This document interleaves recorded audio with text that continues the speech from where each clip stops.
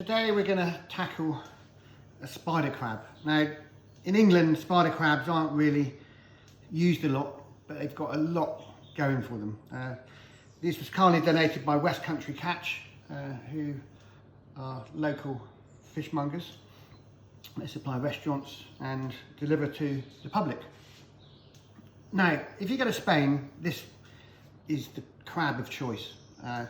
They do it all sorts of different ways. I even once got some special little stands made so that you can put your spider crab on top and sort of dip the meat in the brown meat inside. And the difference in meat on a spider crab is it's much sweeter, and the brown meat is almost sea urchin like. That's the nearest thing I can sort of describe it. It's very rich compared to a normal brown crab. Now I'm going to make a dish that I had many years ago in Spain, and that consisted of almost like a hot crab pate. That's the nearest thing I can sort of describe it as. I didn't ask them for the recipe, but I sort of worked out what the flavours were inside. So I'm going to do some finely chopped onion, a little bit of ginger. Now I know for a fact that there was sherry in it, and I know for a fact there was some spice like chili, but I've been making it for years, and over the years I've sort of adapted it a little bit, but I think I'm pretty much there on what I originally had. So a bit like when you make a pate, you know, it's got a base of essential ingredients. So for this, the essential ingredients are really your onion, garlic. I've chosen to put a little bit of ginger as well. That gives it a nice little kick, because I seem to remember the flavours in this baked spider crab. There was almost something Asian about it. So when you're chopping onions, always make sure you've got a sharp knife and don't chop the root off at the end, because as you can see, that's going to hold it all together. So lots of cuts, as finely together as you can. This is one of the first things we did at catering college. Now if you're doing shallots, it will obviously be much finer. This is fairly fine, although at home you probably think, God, that's really fine and really fast. And I'm chopping it slowly. Look. Bit of butter in the pan. So we're going to let that cook gently. Now when I do garlic, I like to sort of grate it. Garlic crushers are a bit of a waste of time if you ask me. It's you end up with most of the garlic in the garlic crusher. A little tip I learnt last year was, this is fresh, but things like spices like this, fresh turmeric root, lemongrass, it's quite handy keeping them in the deep freeze, and you can actually grate the ginger from frozen with the skin on. So I think that's a useful, you know, when you want to make something that's Asian at home, you think, oh, I've got no ginger. That way, keep a little stash in the freezer, and then you'll always have ginger at hand. So I'm going to put some cumin powder, just a little bit. Cumin is my favourite spice. There's something addictive about it, and I think that's the addictive thing about a curry, is the cumin. It's got that sort of slightly sweet flavour. Right, I've got some chilies in here. You can use fresh chilli, but I quite like to keep my chilies in a grinder, dried. Right, a little bit of tomato puree, and you can use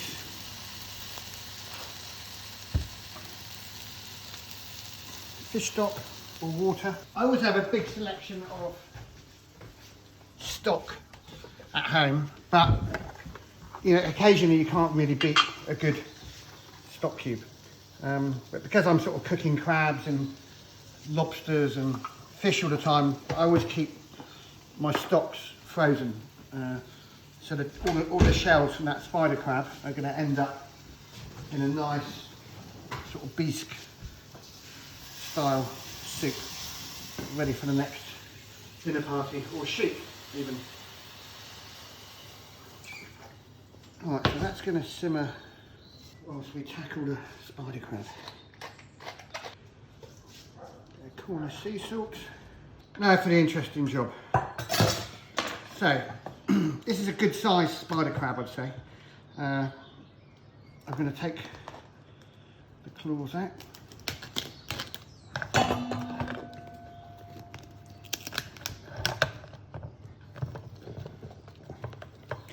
Now I've just boiled this like you would a normal crab.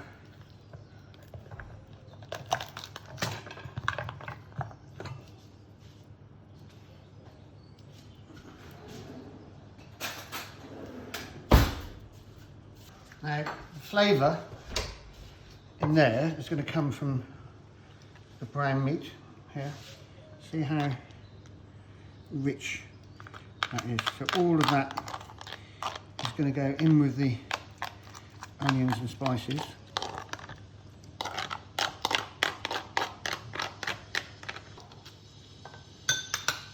So a lot of brown meat in there, as you can see. That's going to have a nice little wash out.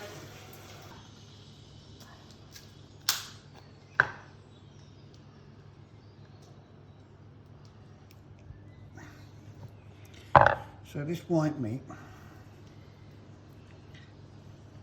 similar to a classic brown crab, but much sweeter.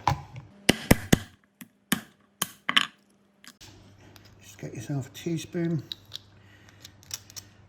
and it's worth taking your time on these sort of things, just so as you can maximise how much you get out of it. But there's going to be 2 meals out of this. The second meal is going to be a bisque with the shells. Right, just be careful when you're preparing it. That's a bit brittle, that shell there. Oh, it's a membrane from anything. So just make sure you don't get any of that in your crab meat.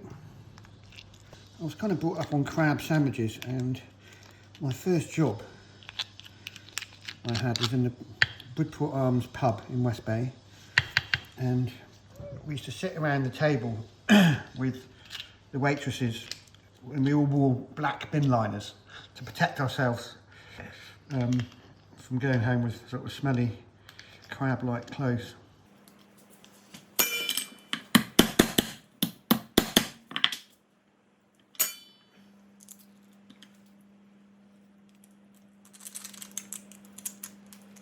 So there's quite, you know, this is a good sized crab. There's quite a lot of meat already coming out of it. And next week we'll do a little video how to make your own crab soup.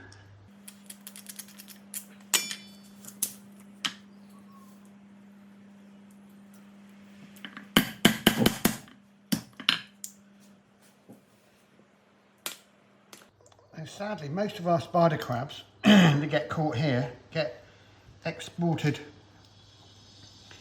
straight out to Spain. You normally see these big trucks, Vivia trucks, that keep them alive on the side of the quay, especially down in West Bay. But you know, there's not much of a market here for them, unfortunately. But hopefully we can change your way of thinking. You know, eat more spider crabs, support our local fishermen. I'm sure they don't get anywhere near as much money as they should do. Now, when the crab is this big, it's probably worth taking as much meat from here and there as possible. The little tiny ones I often don't bother with the claws themselves, but this big boy is worth, see, you get enough little mouthful of meat. And also, as well as that, if you chop it in half, you've got a lot of meat in here. That's going to go in the pot, all the onions, all this nice brown stuff. And see, that's where all the flavour is. It's nice brown. And then in all these little cavities here, look, there's some lovely white meat.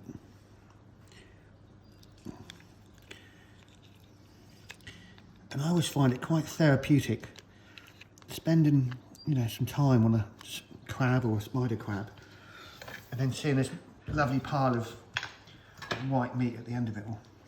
So you can chop that in half again to get a bit more meat out of there. Look. Yeah, so these things here, these are called the dead man's fingers. Okay, they ain't going to kill you, but what they are is very, very bitter. So if you're preparing a crab or you're making soup, I would remove those sort of gill things because they're just not very pleasant. Getting a mouthful of that. You see these things here? Get rid of them. You don't want them in your stock, really. Be a waste of a good stock, really.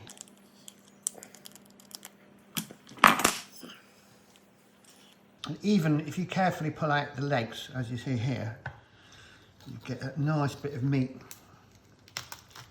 Look at that. Which is a part of that cavity. I mean, look how much meat is on that. So if you do a good job of pulling these legs out, you need to do less work because you can see where all those legs are attached.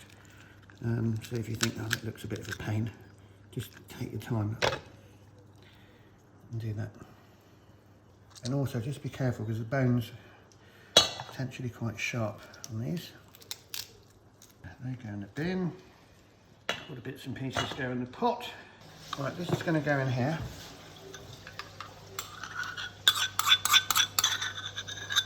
A little slurp of sherry in the sauce. Scrape all those bits, make sure there's no bits of shell. And the great thing of the crab is all this stuff is flavour. So you don't want to waste it. A lot of people are off put by crab because of the sort of intense labour involved. But, you know, when you're brought up by the sea, you know, you kind of get used to that. And it's more of a joyous ceremony, if you like. But, you know, also, quite often if I serve crab for a dinner party, I just let people crack it themselves. I quite often get a big pebble from the beach, give them a little bib, and crack in a nice bowl of mayonnaise in the middle of the table. Bob's your uncle. Right, so the next step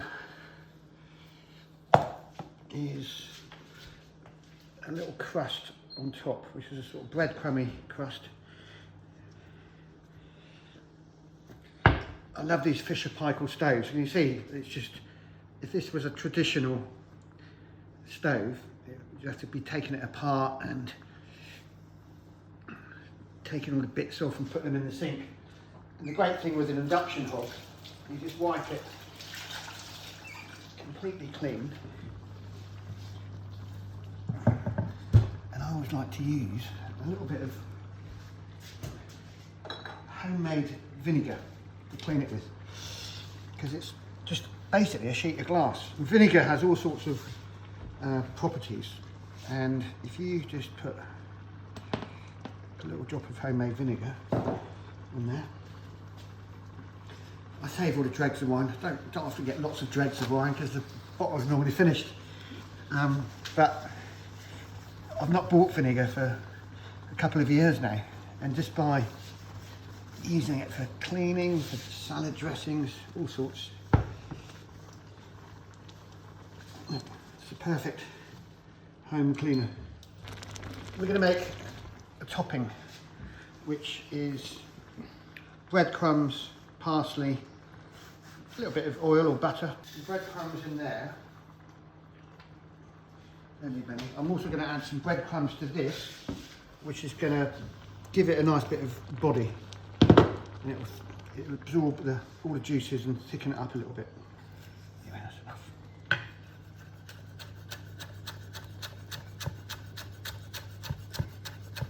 So chop that fairly finely.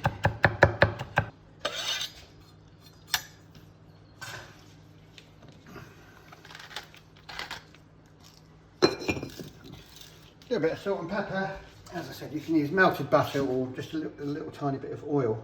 So this is going to be the topping for the baked spider crab. So this just gives it a nice little shine. Dead simple.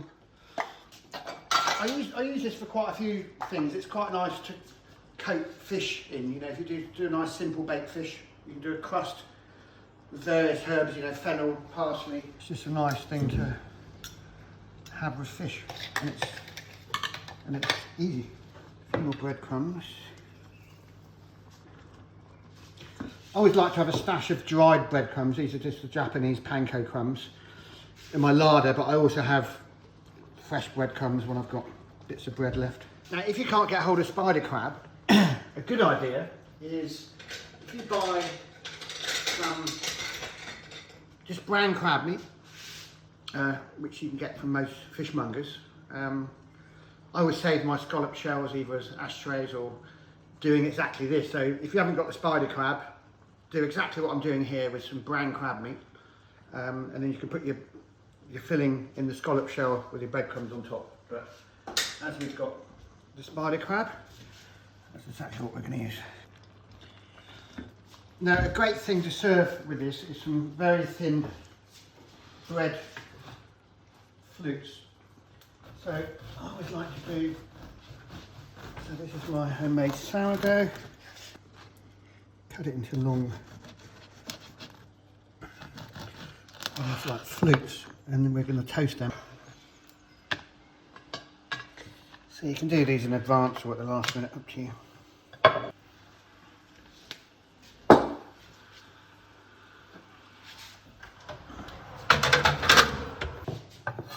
So I'm putting the white meat in right at the last minute, as you can see.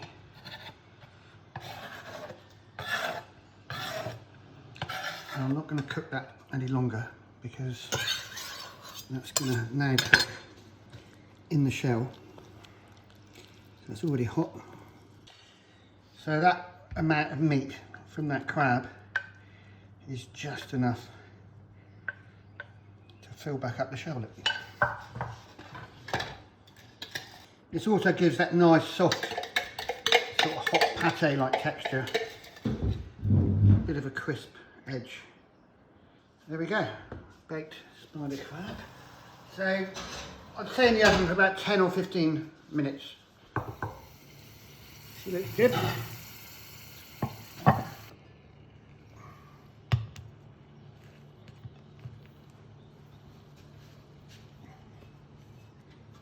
And then we just serve that with our little bread flutes. And there we go, baked spider crab.